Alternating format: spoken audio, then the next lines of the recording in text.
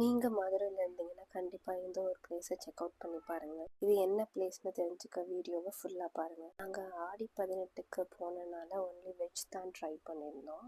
First நாங்க try பண்ணது creamy mushroom soup, அப்புறம் சில்லி பொட்டேட்டோ.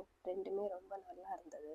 ரெகுலரா வாங்குற மாதிரி நான் பன்னீர் பட்டர் மசாலா ட்ரை பண்ணாம கொஞ்சம் டிஃப்ரெண்டா டிக்கா மசாலா ட்ரை பண்ணோம். நிஜமாவே சூப்பரா இருந்தது. இங்கே போனீங்கன்னா கண்டிப்பாக இந்த ஒரு டிஷ்ஷை ட்ரை பண்ணுங்கள். அது என்னென்னா அரேபியன் பன்னீர் ரைஸ்.